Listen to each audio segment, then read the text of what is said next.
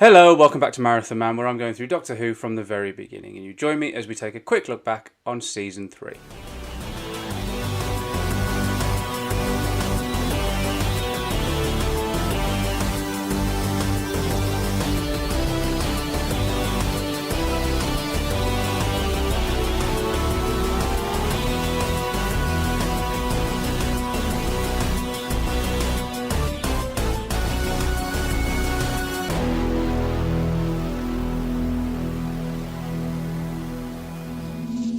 Doctor Who's third season was markedly different from the preceding two. Over the course of it, 2 producers joined and 2 producers left. 5 companions joined and 5 companions left, and 2 of those were killed off. Season 3 barely remained constant. In fact, it could be said that over the course of its third season, Doctor Who went apeshit. And a side effect of this is just how long it can feel. It's only 3 episodes longer than Season 1, but boy does it feel longer. When I think that I've only just finished it and I look back on its opening story, Galaxy 4 feels like such a long time ago. Despite choppy waters behind the scenes, there is still a boundless sense of experimentation in this season. We've got the first episode to feature not a single one of our regulars. We've got a sprawling 12-part adventure which not only fleshes out the Doctor Who universe but also brings back a non-Dalek adversary for the very first time. We have 2 companions killed off. We have a companion stranded seemingly without the Doctor yet presented with an exact duplicate. We have a companion who appears to be acutely aware that she's the new companion in Doctor Who. We have a serial which wrong-foots us into thinking we're watching a 2-parter before pulling the rug from under us. We have a surreal game show. We have a knowing Western parody.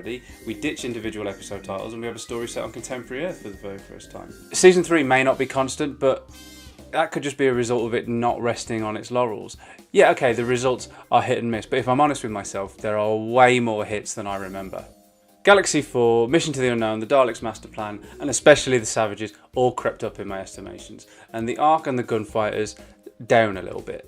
The Mythmakers and the Massacre remained firm favourites, while the War Machines remained pretty much where it always has, with the Celestial Toymaker still languishing in the pit, but with one finger holding on this time. Now, what all this means is that for me, Season 3's average has crept up to be on a par with Season 2. Now, when I started this marathon, that is not something I expected at all.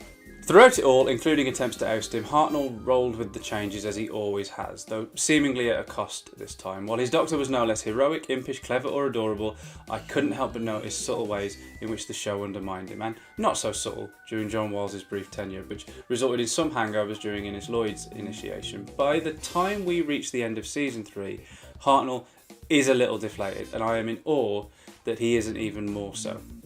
When I covered the Celestial Toymaker, I mentioned what a horrible taste this was leaving, and while the final 3 stories of the season have abated it somewhat, I am acutely aware of how close we are to having to say goodbye to him, and I just don't want to. Neither did I want to with Vicky, Stephen or Dodo. Hell, I mean, even to get the chance to say goodbye to the latter would have been nice.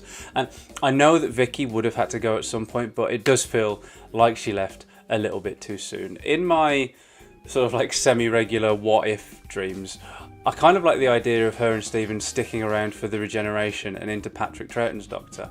I mean, actually, even Dodo and Stephen, I think that would have really helped possibly go further in rehabilitating Dodo's character. Of Season 3's 45 episodes, only 17 exist, so there have been more recons than ever since beginning this marathon. Now, the animation of Galaxy 4 and the remake of Mission to the Unknown have helped ease that slightly. And while I know that missing episodes are par for the course at this point, and that doesn't really let up anytime soon, and while I am very, very grateful for the reconstructions and the animations, obviously I would rather be able to watch the full episodes. And who knows, we may find that if any of these stories are ever returned, that Season 3 isn't quite as divisive as it currently feels. The death of a planet, ancient Troy running away from Daleks with a battery, the Huguenot massacre, 10 million years into the future, a game show, the OK Corral, liberating a people enslaved by oppressive overlords and taking on road sweepers by the post office tower. Season 3 hasn't always been easy, but it has been an education. Sometimes even a re-education. And with that in mind, after 27 stories, here is my top 10 of the marathon at this point. A fantastic template for a Doctor Who sequel, upping the stakes and upping the efforts of everyone involved.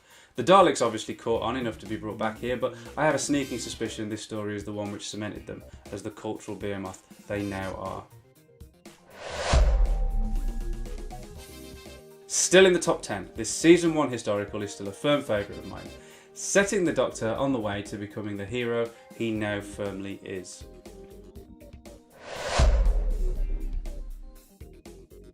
A deliberate effort to position Doctor Who in the genre of comedy, and one which comes off really well.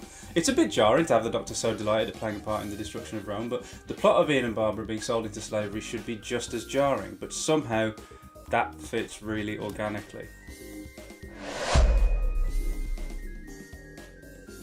Nestled away in the middle of season 2 and being half missing, and also the only story that season to have any missing episodes, it is understandable why this one never really bothers many people's favourite First Doctor story lists. But I think it should. It's a gem of the early years. No, I can't quite believe it either. Look, I've always liked this story, but this time it just leapt up probably more than any story has this time around. Is it the relative comfort of its fairly traditional feeling following a tumultuous season? Quite possibly. Is it the superb guest turn by Frederick Jaeger as Jano? That's a contributing factor, but what leapt out most to me this time was the realisation that the Elders are essentially Doctor Who superfans who have misunderstood the show, and that is something I have very strong feelings about. It's also just very well written with a really good message, and it treats Dodo as a proper person throughout. Once upon a time, this was top of the list for me at this point, my favourite all-time First Doctor story, so it has dipped slightly. But only slightly. This is still a story that I have a wonderful time with. It's got deft scripting, it's really funny, it separates the characters in an organic way, and it bids a really suitable farewell to Vicky. Yep. Still up there, and it's one of 4 entirely missing stories in this top 10. If you've just gone, well, we've had 2 so far, with this being the 3rd, then the 4th isn't going to surprise you, but who knows where it might end up. This high up in the list, there's not much between stories, and Marco Polo is a firm favourite of all Doctor Who. Marco Polo Season 1 fellow John Lucarotti historical isn't as long. It's 4 episodes to Marco's 7, but it doesn't feel diminished, it feels distilled. This is peak Doctor Who for me. It's a well-realised historic civilization on a 1960s BBC budget with some fantastic drama seasoned with impressive comic beats. So, which story is number 1? Has the Time Meddler managed to cling on, or has it been knocked off the top spot by a Season 3 new entry? It's been knocked off the top spot by a Season 3 new entry. A seminal story in Doctor Who which changes the show fundamentally yet doesn't make a fuss about it. The Time Meddler is one of the most important stories in the whole show and a perennial highlight of the Hartnell era.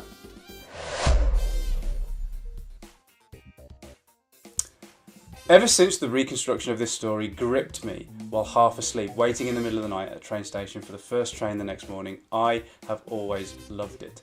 But where it sits in my ranking has always fluctuated, and it's never ever been at the top. This time though, that's all changed. Its unnerving success at making Stephen feel utterly marooned, with the added what the hell of the Abbot being the spitting image of the Doctor, combined with a really rich script and really accomplished performances, make this one, like Marco Polo, almost transcend not existing. I feel like I've seen the massacre at the same time as wishing I could see the massacre.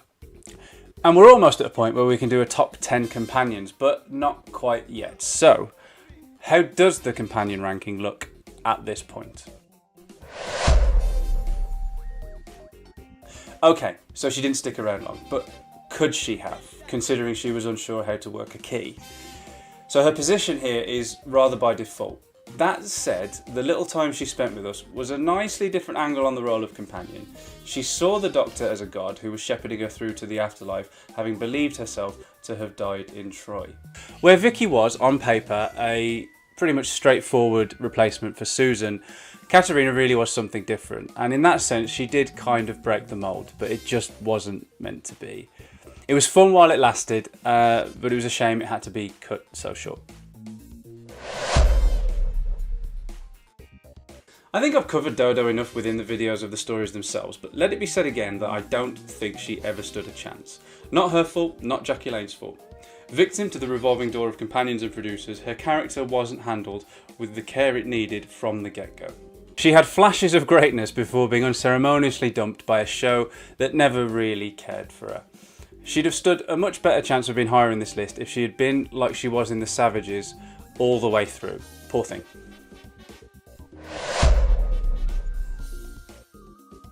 This feels a little bit naughty, to be honest, having one of the OG companions this slowed down relative to others which came after her, but while her treatment was better than Dodo, she still falls victim to some of the same drawbacks, being infantilised and assuming that that is her character.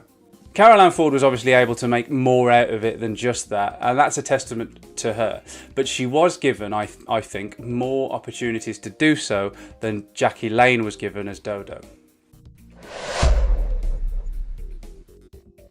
Another different slant on the companion, and one which really works, I think. To begin as a foe and then soften up over the course of her travels, Sarah had more of a journey than any companion so far, but a shorter amount of time in which to take it. What Jean Marsh manages is very impressive, making her death all the more impactful. Once again, the show plays with the audience's familiarity with its shorthand. We lost Katerina, we've met Sarah, so she's obviously going to continue with, "Oh my god, she's dead too!" Both as a character and a device, she works very well indeed, and it's quite telling that even in just those short few episodes, she's managed to get higher in my list than Susan or Dodo. How did this happen, eh? Good old Ian down to number 4. Unthinkable. Thing is, over the course of season 3, some of his successors proved themselves so damn much that even though his winsome heroics and streak of righteousness is still utterly charming, the lack of development for him means he grew less as a character than some.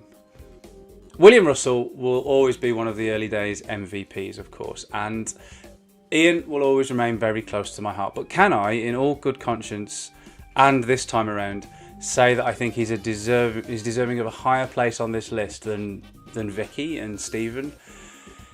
No, I can't. Sorry, Ian.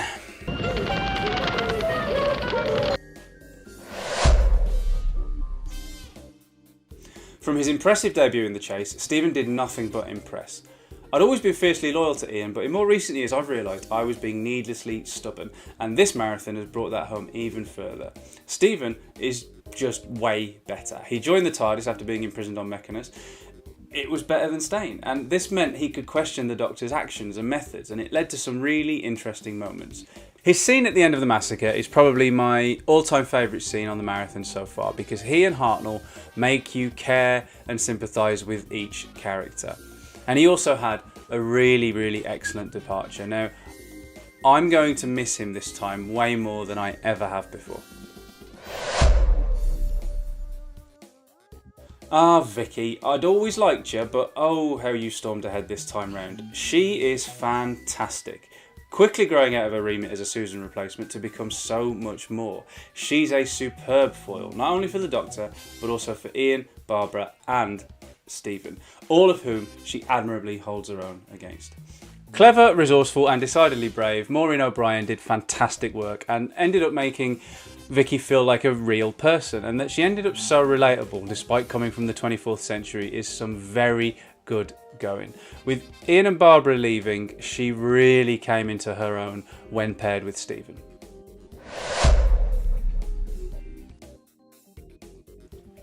She is still my favourite. I wish I could explain beyond me keep saying she's just so good, but I do struggle. I said that Ian had a lack of development unlike Vicky and Stephen, but the same could be said of Barbara. She has more development than Ian, but not as much as Vicky and Stephen. So why is she still number 1? Because just because. I can't really explain it. Beyond the fact that Barbara's characterisation, both on the page and through Jacqueline Hill's performance, just really, really resonates with me. And now we've got Ben and Polly, and given their strong debut, I'm actually very excited to get reacquainted with them, especially as they're the ones that are going to be leading me through some very, very stormy seas coming up. And to be honest with you, I'm feeling quite nauseous about the whole thing. The first regeneration is something I usually look forward to, but this time, for the first time since the first time, it feels like this is the first time watching the show, and I really don't want Hartnell to go.